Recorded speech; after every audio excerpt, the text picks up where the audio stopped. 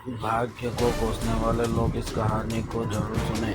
एक बार एक इंसान अपनी ज़िंदगी से बहुत परेशान था। वह हर समय अपने आप को कोसता रहता था कि क्या ज़िंदगी मिली है मुझे, क्या जीवन है। हर परेशानी मेरे ही साथ, हर दुख मुझे ही आकर गिरता है, हर झंझट मेरे ही सर पड़ती है।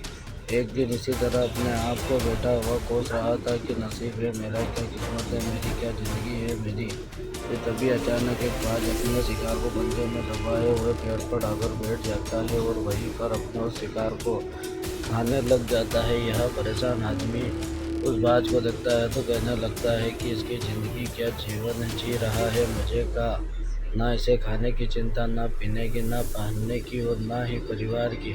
शिकार करता है और मस्त खुली हवाओं में इधर उधर घूमता रहता है, कभी इधर घूमता है, सारे दिन आसमान में उड़ता रहता है। असल ज़िंदगी तो यह है, जीवन तो यह जी रहा है। और फिर वह आसमान की तरफ देखकर जोर जोर से चिल्लाता है कि काश मैं एक बाज होता तो मुझे भी कोई दुख ना होता, मुझे भी कोई परेशानी ना होती। काश मैं भी एक बाज होता। बस वह 2-3 बार जोर जोर से चिल्लाता है कि काश मैं बाज होता, मुझे भी कोई दुख ना होता, मुझे कोई परेशानी ना होती। अचानक आसमान से बिजली कड़कने लग जाती है और आसमान से आवाज़ आती है कि ये इंसान, क्या हमने यह सच सुना है कि तू हमारी दी हुई ज़िंदगी से परेशान है और तू एक बाज बनना चाहता है।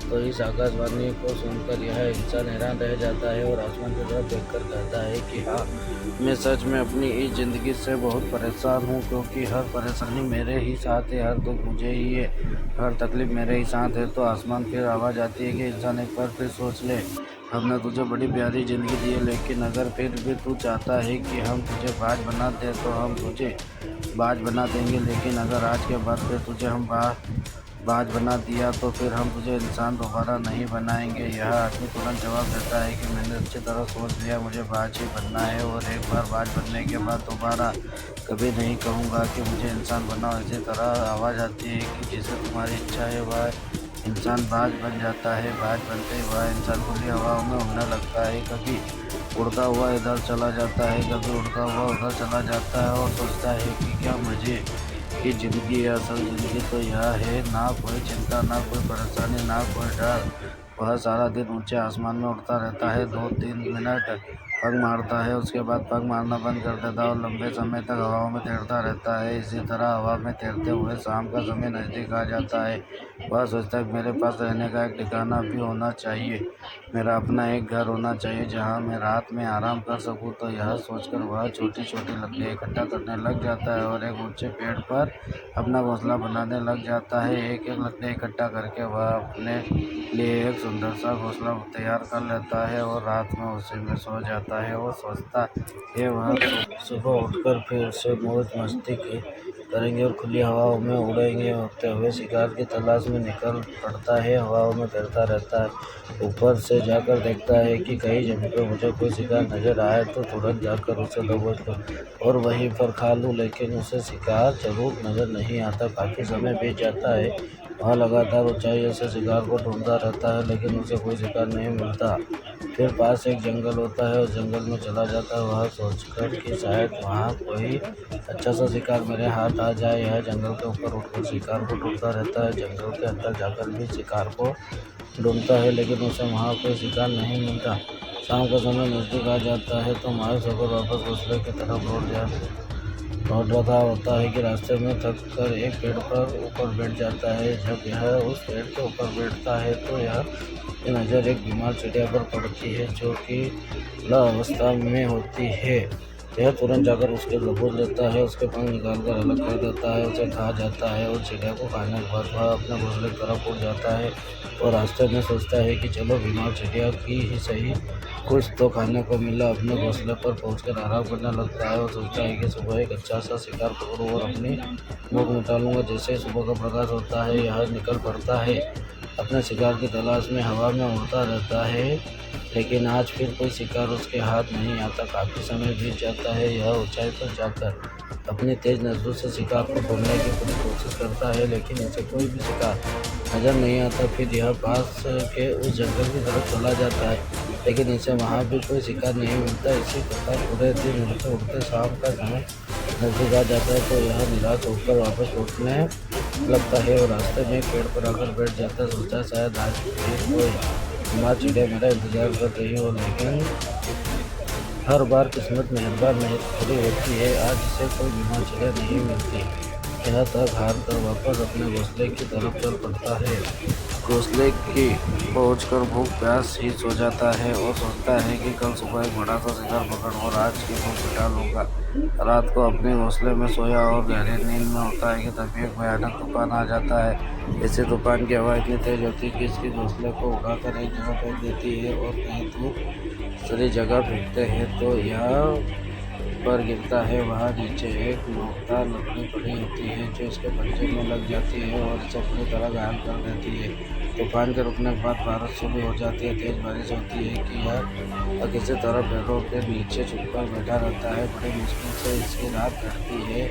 जब सुबह होती है तो बारिश रुक जाती है। बारिश को रुकते ही चारों तरफ खुशियाँ छा जाती है। चारों तरफ हरियाली छा जाती है। नदियाँ और झरने तेजी से बहने लगते हैं। सब कुछ फिर पहले जैसा हो जाता है, लेकिन यह बाज अब पहले जैसा नहीं रहा। इसका पाँव बुरी तरह घायल हो चुका है।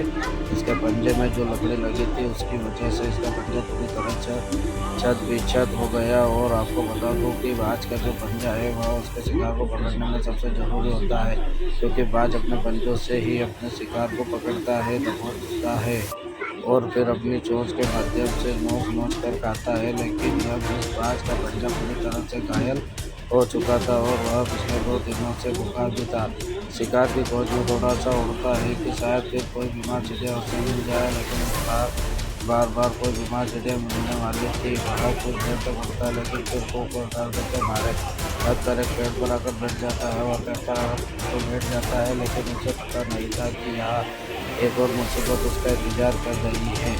मुसीबत यह थी कि 8-10 कौवा एक झुंड मिलाकर इसे परेशान करने लग जाते हैं। इसके ऊपर आकर इसके घाव में चोट मारने लग जाते हैं। उन्हें भी पता चल जाता है कि यह बाज घायल है और भूख की वजह से कमज़ोर भी है। यह बाज उसने बचने के लिए थोड़ा सा उड़ता है, फिर जाकर बैठ जाता है। उसे पीछा छुड़ाने प्रयास करता है, लेकिन वह उसके पीछे आ जाते हैं तो यह थोड़ा उड़कर थोड़ी दूर चला जाता है, लेकिन इसका पीछा नहीं छोड़ते और बार बार इसके पास आकर इसको परेशान करते। कौवे अक्सर बाज के साथ ऐसा करते हैं, लेकिन फिर भी बाज उनके साथ एक खेल खेलता है और जब कोई कौवा का झुंड बाज को परेशान करता है तो उनका पीछा नहीं छोड़ता तो बाज हवा में सीधा उड़ान भरने लग जाता है।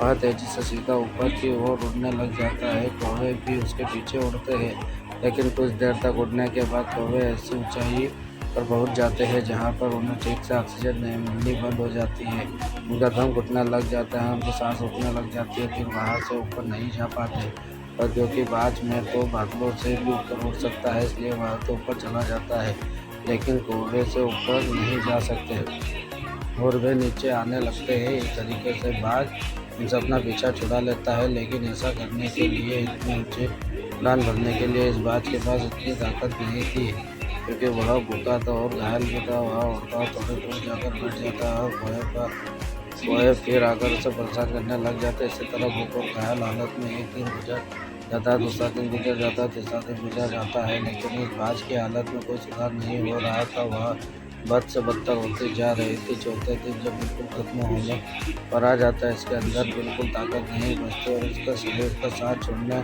लगता है, तो यह किसी तरह से उठकर पास या इंसानों की एक हॉस्पिटल होती है उसकी छत पर आकर बैठ जाता है और वहाँ से आने वाले मरीजों को देखता है और अपने आप से कहता है कि काश आज मैं एक इंसान होता तो इसे छोटे मोटे जख्मों का हॉस्पिटल से इलाज करवा लेता या किसी को बता देता कि मैं भूखा हूँ, परेशान हूँ, मेरे साथ परेशानी है। लेकिन आज मैं ऐसा बेजुबान परिंदा हूँ जो किसी से कुछ नहीं कह सकता, किसी को अपना दुख नहीं बता सकता, किसी से कोई मदद नहीं मांग सकता। यह बात सोचकर वह इसी छत पर अपना दम तोड़ देता। वह अपनी जान की कुर्बानी तो दे जाता है, लेकिन साथ ही हमें सीख भी दे जाता है कि आपको जैसा बनाया गया है, आप जैसे भी हो उसी में खुश रहो और उसी में बेहतर करने की कोशिश करते रहो, ना कि इस बात से परेशान रहो कि काश मैं ऐसा होता, काश मैं वैसा होता, काश मैं यह बन जाऊं। आपको जैसा भी बनाया गया आप उसी में अपना सर्वश्रेष्ठ करने का प्रयास करते रहो। दोस्तों, यह कहानी तो काल्पनिक है, लेकिन हमें जीवन में एक बहुत ही महत्वपूर्ण नियम सिखाकर जाती है कि हम जैसे भी हैं अच्छे हैं, बस हमें उसी में अपना स्वयं को श्रेष्ठ करने का प्रयास करते रहना चाहिए। धन्यवाद।